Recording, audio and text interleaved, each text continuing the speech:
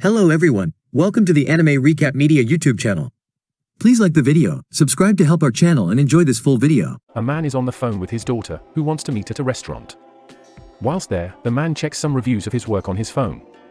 Suddenly, his daughter, Reika, arrives wearing a disguise. Reika's father tells her he'd like to visit her apartment later, going on to ask her to remove her disguise. Reika removes her mask, and her father's bewildered to see all the bruises on her face. Reika tells her father she fell, but he thinks her boyfriend abused her. Reika leaves, and her father makes a fool of himself. Reika's father arrives at the apartment and spots her boyfriend discussing his abuse toward her with his friends. Reika's father hesitates to confront her boyfriend and gets stopped by someone who seems to be in cahoots with Reika's boyfriend. The man beats Reika's father up and takes photos. He warns him not to inform anyone about what happened here. Reika's father visits an internet cafe and tells his wife he won't come home tonight. The next day, Reika's father tells his boss he won't head to work since he sustained injuries. Tetsuo arrives at Reika's apartment since he borrowed her spare key in the past. He wants to investigate her quarters to confirm if the man he saw was Reika's boyfriend. Tetsuo hears the man approaching and hides in the closet. Reika's boyfriend enters the apartment and tells his buddy that he plans to milk Reika for her cash and dump her. He prattles on about past victims and wants Reika's grandfather's inheritance. Someone tells Reika's boyfriend he was being followed by Tetsuo. Tetsuo tries calling Reika about the situation, but he drops his phone. Before Reika's boyfriend opens the closet door, he hears Reika's cell phone going off. While Reika's boyfriend yells on the phone, Tetsuo vows to protect his family from harm no matter the cost. At the same time, a man named Kubo arrives at the complex and isn't happy that Reika's boyfriend isn't picking up his calls. He orders one of his men, named Kyoichi, to head inside and bring him here. Tetsuo's wife arrives and enters the apartment. She sees Reika's boyfriend's dead body on the ground and Tetsuo next to it in tears. We receive a flashback of what happened between Tetsuo and Reika's boyfriend. Tetsuo had beaten Reika's boyfriend to death with an electronic device. Tetsuo's wife argues that he shouldn't panic since he probably acted in self-defense. He tells his wife they're up against the Yakuza since Reika's boyfriend may have worked under them. Tetsuo's wife suggests sweeping this murder under the rug to get people to believe it's a missing persons case. She knows she did this for Reika's sake, so she tells Tetsuo to assist her in hiding Reika's boyfriend's, Nobuto, body. Meanwhile, Kyoichi informs Kubo of the situation, and he feels something happened to Nobuto. Reika returns to her apartment, where her parents greet her, and Tetsuo breaks the news about Nobuto planning to kill her. He tells Reika to go home with her mother tonight, refusing to let her visit one of the rooms. The episode concludes with Kyoichi discovering Nobuto's dead body inside the bathtub. Episode 2 of My Home Hero begins with Reika and her mother splitting up, as Kubo tells his men to track Reika down. Meanwhile, Kyoichi encounters Tetsuo, but Tetsuo's disguised as a maid named Suzuki. Kyoichi calls Nobuto's phone and doesn't receive a callback, which worries Tetsuo. Kyoichi returns to Kubo's car and informs him about what happened. Kubo tells Kyoichi to monitor Reika, and if all else fails, they'll kidnap her. Meanwhile, Tetsuo is thankful he destroyed Nobuto's phone. His wife arrives with the items he requested and confirms she sent Reika to their home. Tetsuo plans to cook Nobuto's body by turning the bathtub into a pot. He tells his wife to return home and make Reika a meal. Tetsuo prepares to cook Nobuto's body. At the same time, Kubo visits Nobuto's father, who asks him about his son. After Tetsuo finishes his operation, he returns home. Reika asks him if it's safe to return to her apartment, but Tetsuo says no. Tetsuo's mother tells Reika she can stay here for a few days. Reika's against it but concedes. She turns on a movie and watches it. Tetsuo recalls how it has been 18 years since Reika was born and how he's grateful everyone survived this long. Tetsuo awakens from a nightmare and states how he brought back all of Nobuto's bones and flesh. Although he can dry the bones off, he must do something with his flesh. Before he departs, his wife informs him a black car has been in the same spot for a while. Tetsuo wonders if they're being monitored but wants to see how they'd react. Tetsuo tells his wife to let him know if the people in the car start following him. Tetsuo drives off and realizes he's not the one they're after. Tetsuo enters the shop to purchase some gardening tools, and whilst there some men walk toward his car, wondering if Tetsuo hid a body in the suitcase. Someone informs Kyoichi that the suitcase only has clothes, towels, and no organs. Tetsuo returns and learns someone tampered with his suitcase. Tetsuo texts his wife, telling her someone's watching him. Tetsuo returns home and informs his wife that they'll remove Nobuto's body in this room using a compost accelerator. Reika barges into the room and notices all the plant goods her parents have in their room. Her mother says they plan to start a plant garden, but Reika says it's better to have an outdoor garden. Kyoichi orders Shingo to chat with them as a property appraiser named Tanigawa. While chatting with Tetsuo and his family, Kyoichi enters the household from the back door. At the same time, something catches Kyoichi's eye, but he receives word from his allies that Shingo's in a tight spot. Shingo leaves as Tetsuo and his wife suspect he's working for the people monitoring them. They rush into their room and check to see if anything is amiss. Kyoichi happens to be hiding in their closet and listening in on their conversation. Kyoichi feels something is off about Tetsuo and his family, but reports back to his men in the car. Later, Reika takes a shower, and her mother discovers someone had a listening device installed in their outlet ports. She brings it to Tetsuo and tells her the back door was left unlocked too. Tetsuo and his wife fabricate a story about a strange stalker, while Kyoichi and his men listen in on the conversation. Tetsuo leaves in the morning and confirms they finished their mission and buried Nobuto's corpse. As he walks, he wonders if he did everything correctly and didn't leave any traces. The episode concludes with Tetsuo tasked by Kyoichi while his wife gets ambushed by a group of men. Kyoichi asks if he can make a move on Tetsuo and his wife, but Kubo doesn't accept. Later, some members of his group convince Kyoichi to go against Kubo's wishes. This leads into the cliffhanger we received from the prior episode involving Tetsuo and his wife getting knocked out. In an isolated location, Kyoichi pins Tetsuo to the ground. Tetsuo's head is covered with a mask, and Kyoichi asks him about the stalker. He knows Tetsuo made it up and punches him consistently. Tetsuo refuses to admit the lie and conjures up a story involving the fake stalker. He tells Kyoichi he didn't want to tell Reika about the stalker, so he hired a principal investigator named Suzuki to track the person down. This is the same name Tetsuo took on as the maid when Kyoichi entered that room in the prior episode. Nobuto's father Matori calls Kyoichi, so he asks his men to hold Tetsuo down. Matori tells Kyoichi that he plans to leave the organization if he doesn't see Nobuto swiftly. Kyoichi is worried because, without Matori's assistance, the organization would dissolve. Kyoichi tells his men to check Tetsuo's phone, and they find Suzuki's email address on Tetsuo's phone. Kyoichi's men ask for Suzuki's cell phone number, but Tetsuo says his company's selling point is anonymity and privacy. He tells them they only communicate through email, but a henchman confirms Tetsuo has no message history with Suzuki. Tetsuo says his contract involves deleting all messages after they communicate. Kyoichi slices Tetsuo's face with a knife, while he plans to have his men interrogate Tetsuo's wife to see if she shares the same sentiment as Tetsuo. Tetsuo begs the men to let them all go if his wife, Tosu, confirms the information. Kyoichi confirms he spent a lot of expenditures on his family, so if he comes out with no leads to Nobuto's disappearance, he'll have Tetsuo's family killed regardless of the info Tosu shares. Tetsuo realizes there was no correct answer and starts losing hope for his family. Kyoichi calls Tosu, and her story adds up with Tetsuo's. As a result, we receive a flashback of Tetsuo handing Tosu documents about their fake story about Suzuki. It appears they planned this out before getting captured by Kyoichi and his men. Kyoichi frees Tetsuo and informs him that Tosu and Reika are safe.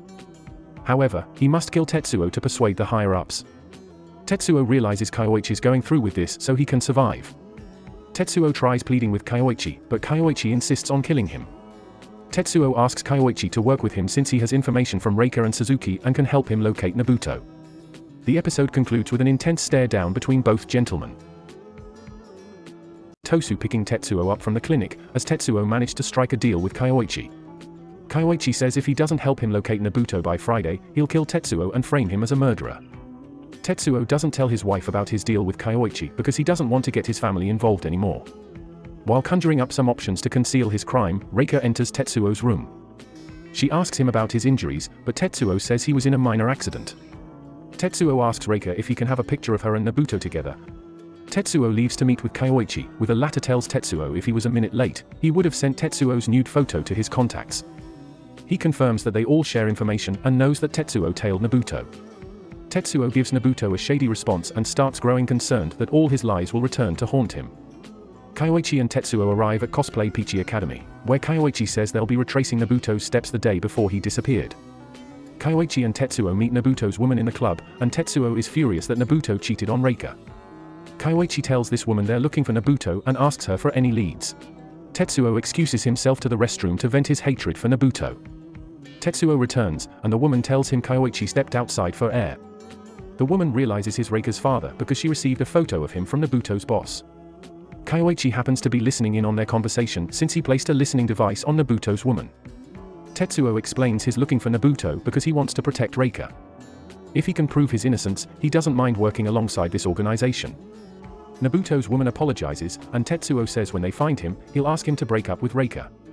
To protect this woman's happiness, Tetsuo reveals that it's possible the organization disposed of Nobuto. He argues some people performed unauthorized actions toward Nobuto while others are looking for him. However, he brings up the possibility that Nobuto could be on the run. Nobuto's woman shares some intel Nobuto entrusted to her with Tetsuo. Kyoichi is upset that his listening device didn't work, while Nobuto's woman shows Tetsuo Nobuto's private Twitter account and believes the organization doesn't know about it. She informs Tetsuo that Nobuto's accomplices might be following Nobuto still. Tetsuo plans to use this account to establish Nobuto's betrayal or fabricate evidence showing he's alive. Kyoichi arrives with the club owner. He handcuffs Tetsuo and Kyoichi because they can't pay the 10 million yen bill. The owner orders them to follow a man named Aoko Tai and retrieve his bag of goods. They drive to the destination, and the man persuades them to handle the task by pointing a gun at them. Kyoichi asks Tetsuo if he knew he bugged his phone, and Tetsuo apparently did. After going on a mystery tirade, Kyoichi reveals that he knew Tetsuo killed Nobuto. This is why he teamed up with Tetsuo. Kyoichi drives the car into the Aoko Tai's gang's path, and the latter starts shooting at Tetsuo. Tetsuo and Kyoichi escape, and the episode closes with a gunshot. The man who was going to shoot Tetsuo and Kyoichi ends up shot instead. Kubo approaches Kyoichi and Tetsuo, and he has his men grab Kyoichi. Kubo inflicts punishment on him for betraying him, and next, he has his men film Tetsuo admitting a crime to a murder that he didn't commit. Tetsuo arrives home and explains where he's been to his wife Kaisen. Kaisen tells him to inform her about the truth for his protection. So Tetsuo tells Kaisen that members of Nobuto's organization are monitoring him. Tetsuo confirms he has 3 days left to find Nobuto, otherwise the organization will kill Tetsuo. Tetsuo plans to fabricate evidence pointing toward Nobuto being alive. He'll recreate him in a video clip, and although Kaisen is unsure how Tetsuo can do this, he suggests they get a friend named Tabata involved.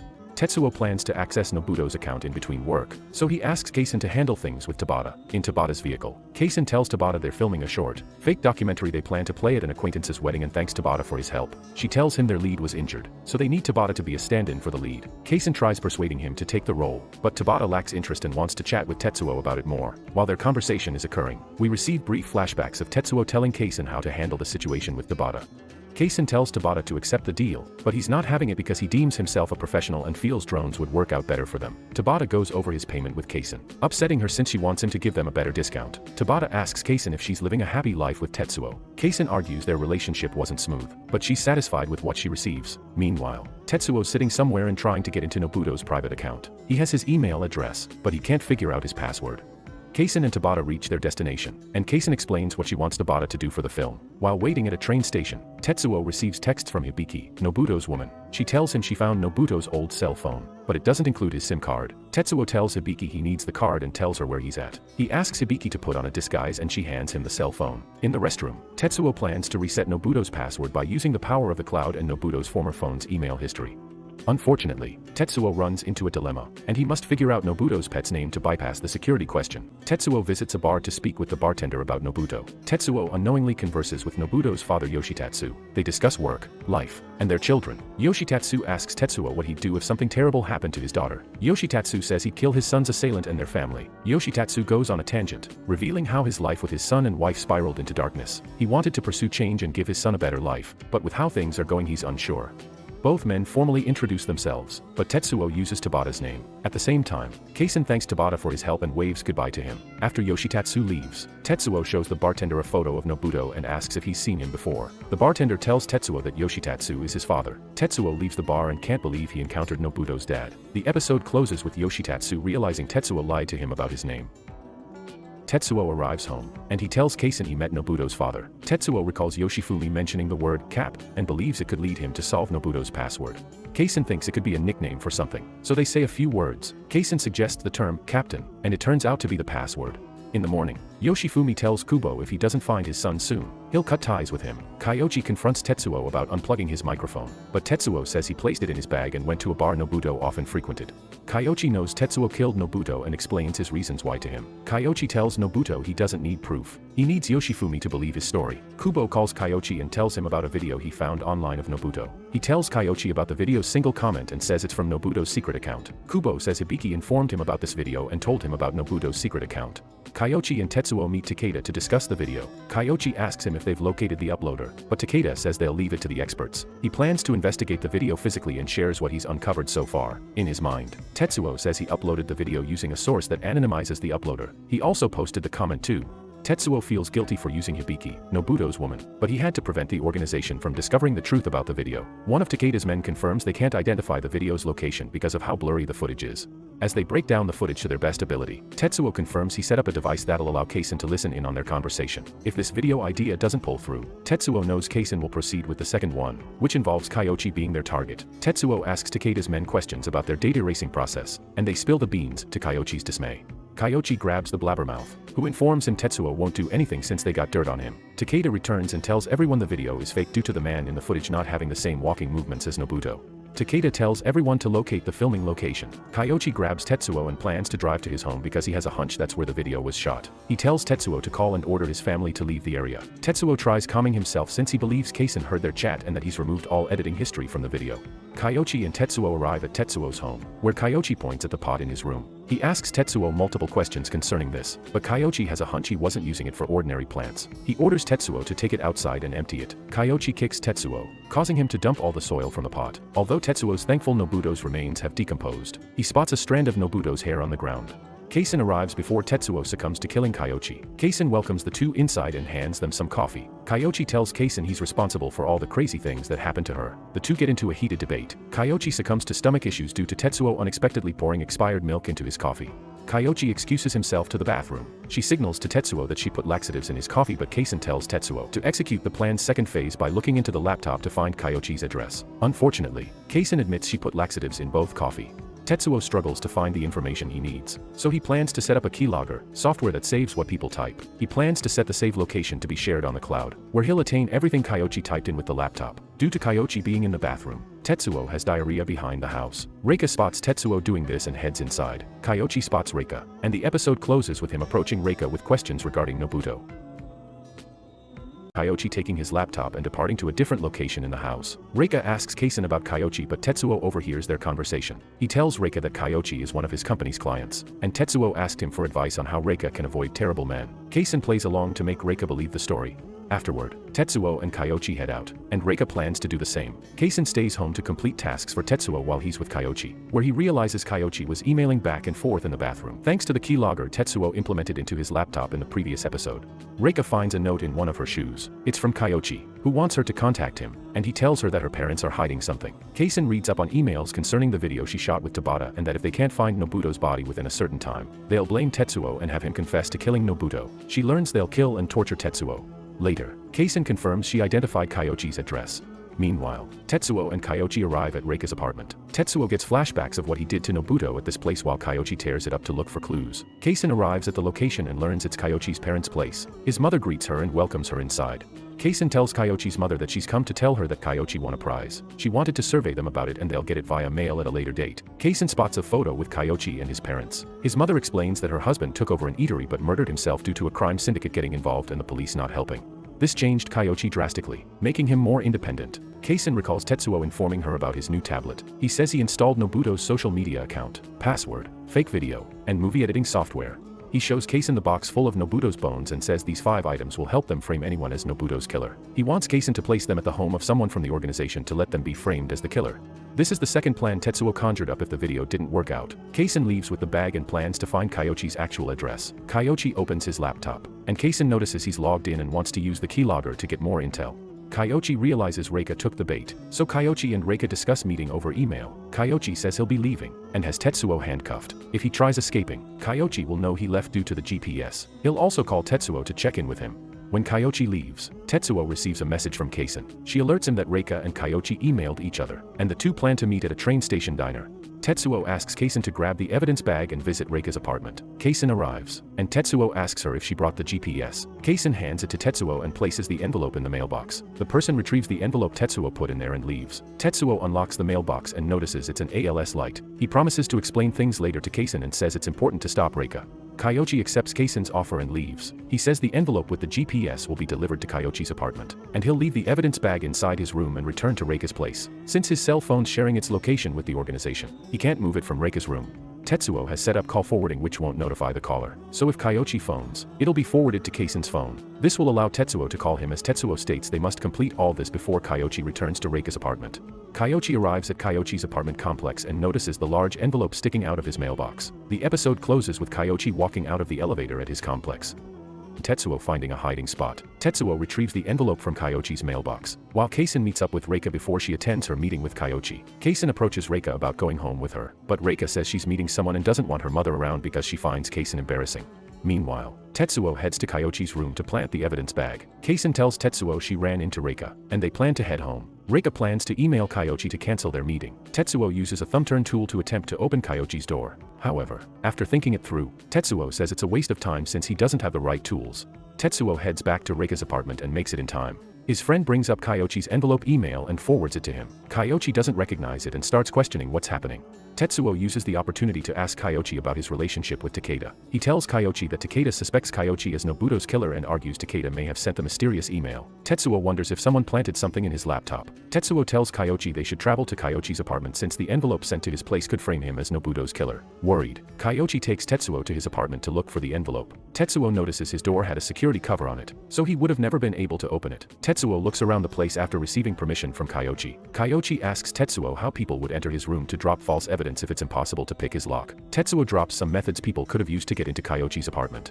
Kyochi asks Tetsuo if they'll find anything, and Tetsuo says someone could have left Nobuto's wallet, cell phone, or an article of clothing. Tetsuo follows Kyochi to his safe, and Tetsuo learns the organization is more of a quasi-gang than a crime group. Tetsuo urges Kyochi to check all his storage areas to see if the person framing him placed things there. Kyochi stops Tetsuo and asks him why he's trying so hard to cooperate with him if he wants him to frame him as the killer. Tetsuo says he wants to frame Takeda as the killer since he's trying to frame Kyochi. Kyochi's not buying Tetsuo's resolve. He promises Tetsuo he'll find the evidence necessary to prove he's the killer to fulfill his sense of justice. The episode closes with Kaisen investigating a specific location. Tetsuo asks Kyochi if they can cover up his potential death as a suicide or accident to avoid Reika living a hateful life. Kyochi doesn't give Tetsuo a response, and the two eat the food Kyochi preps up. The final day arrives. Tetsuo and Kyochi visit Takeda at his hideout. Kyochi tells Takeda they were unsuccessful in finding Nobuto. Takeda confirms the Nobuto video was fake, but they couldn't track the uploader down. Tetsuo heads to the restroom because the smoke in the room is hurting his lungs. One of Takeda's men hands Tetsuo a mask when he exits. Takeda says Tetsuo can go home. Before he leaves, Tetsuo warns Kyochi to keep his guard up. While Kyochi's lost in thought, Takeda receives news that startles him. Takeda tells Tetsuo he needs to speak with him and orders his men to watch Kyochi, angering him. Outside the hideout, Takeda asks Tetsuo what he discussed with Kyochi because he received a strange email that'd change everything. Tetsuo shares intel with Takeda off-screen and says it's all true. Takeda orders his people to check Nobuto's room while Tetsuo returns to the hideout. Kyochi asks Tetsuo what he told Takeda. He's unsure who to trust, but Tetsuo says he's not in cahoots with Takeda. Meanwhile, Takeda's men check Nobuto's place and find a secret door embedded into his floor. The men report to Takeda. He returns inside to let everyone know they found a lot of cash in Nobuto's secret area. Takeda says he'll be sending men to search Kyochi's place because of the email he received about the armored car robbery. The emailer told him that Kyochi and Nobuto were involved in it, so he questions if Kyochi may have something to do with his disappearance. Kyochi's unaware that he might be getting framed, so he attacks Tetsuo. Takeda assaults Kyochi and says he'll explain everything on the car ride to his place. Tetsuo and the others arrive and spot Kubo waiting at Kyochi's place. Kyochi says he'd never kill Nobuto, but Kubo tells him to calm down. He teases Tetsuo and Kyochi since one of the two will die tonight, in his apartment. Kubo asks Kyochi to open his safe. Takeda orders his men to check Kyochi's cash serial numbers to see if they align with Nobuto's stolen cash numbers. His men state none of the numbers line up, so the email may have been false. Kubo spots a strange bag in Kyochi's safe. Kyochi's shocked because he doesn't know how that got in there. Kyochi grabs Takeda because he feels Takeda's framing him for the murder based on what Tetsuo told him. Kubo tells his men to hold Kyochi down. Kyochi pleads for Tetsuo to let Kubo know that nothing was in the safe. Tetsuo says Kyochi told him not to look when they arrived at his place for the first time. Takeda unloads the bag and finds a pile of bones. We see a young Kyochi telling his mother that he hopes to open his father's diner again to honor him. After receiving word from people he knows, Kubo realizes one of the bones is Nobuto's. Kubo approaches Kyochi and says he caused irreparable damage to the organization's relationship with Nobuto's father, Matori. Kubo orders his men to take Kyochi's money, but Kyochi pleads to let him hear him out. Kyochi shares his side of the story with Kubo and says Takeda and Tetsuo are working together to frame him. Kyochi tries coming up with ways they could have put the bag in his safe, but Kubo doesn't believe it. Kubo orders Takeda to bring Kyochi to Matori in a body bag. As Takeda and his men gag Kyochi, Tetsuo tells the audience he set Kyochi up. We get a flashback showing us what Tetsuo told Takeda outside the hideout. He tells Takeda that he and Kyochi went to Kyochi's apartment to search for items. He says Kyochi believes Takeda's trying to frame him for Nobuto's murder and informs him about the safe in Kyochi's apartment. Then during his bathroom break, Tetsuo speaks with Kaisen quietly and asks her if she retrieved the evidence bag she left in the ditch. He tells her he left a memo of instructions for her to complete and asks her to send the fake email about the armored car robbery. The episode closes with Kaisen preparing to enter Kyochi's apartment through the roof to place the evidence bag inside Kyochi's safe. Tetsuo asking Takeda if he can depart. Takeda says he's free to go but must forget everything the organization put him through. Tetsuo looks at Kyoichi one final time and leaves the area. Meanwhile, we flash back to Friday at 1:40 a.m., where Keisen's preparing to enter Kyoichi's apartment. She's carrying tools Tetsuo told her to purchase from a store that'd help her enter and escape the apartment. Inside, Keisen searches and finds Kyoichi's safe. She remembers Tetsuo telling her that the safe uses a 4-digit password, leading to many combinations. Keisen takes out the ALS light Tetsuo obtained from one of the previous episodes. She identifies the numbers on the safe but must figure out Kyoichi's code. Keisen has 24 possibilities and starts typing away. After 3 failed attempts, the safe becomes inactive for 10 minutes. After 2 more tries, the safe opens. Keisen places the evidence bag in the safe and returns home. Tetsuo texts Keisen that it's over, making her happy. Not wanting to lose all he worked for, Kyoichi attacks Takeda's men and attempts to flee. Kyoichi reaches the roof and heads toward the path Keisen used to get into his apartment. Kyoichi notices fresh hash marks on something near his apartment and grows suspicious. He enters his apartment to grab some cash he stored in one of his sink's cabinets. Kyoichi causes a scene and informs people that Takeda and his men are robbers and murderers. Kyoichi finds a secluded area and ponders his discoveries. He realizes someone got into his room from the veranda but doesn't know who it could be. He picks up a disguise to avoid people from the organization detecting him. Meanwhile, Tetsuo arrives at Reika's apartment and highlights how terrible he feels for throwing Kyoichi under the bus. Meanwhile, Reika tells Keisen that she'd seen Kyoichi before Nobuto disappeared and believes he was the alleged stalker. Suddenly, different characters receive or make phone calls. The episode closes with Kyoichi calling Matsuri and informing him that Tetsuo is Nobuto's murderer. Kyoichi putting the clues together and realizing Tetsuo and Keisen framed him. He calls Nobuto's father, Matori. Kyoichi tells him Tetsuo killed his son and explains his schemes. Kyoichi says Matori can believe the organization if he wants, but if Matori sides with them, Nobuto's murderer will live a good life. Unlike him, he tells Matori the organization planned to frame someone for Nobuto's murder if they couldn't find the true killer and hand them over to him.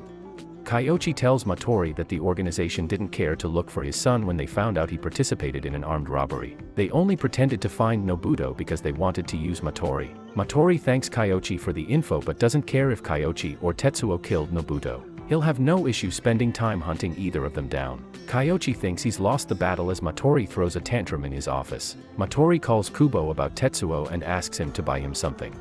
Matori and one of Kubo's men visit Reika's apartment. The man unlocks the door, and Matori orders him to leave him alone so he can investigate the area with his ALS light. Tetsuo notices someone's coming, so he hides in Reika's closet. Tetsuo panics and doesn't know why Matori's here. Matori plans to check the bathroom based on feedback he received from Kyoichi during their phone call. Kyoichi tells Matori that Tetsuo may have hidden the body there, but Matori doesn't see anything weird. Tetsuo's certain Matori won't find conclusive evidence because Keisen did some deep cleaning in the bathroom.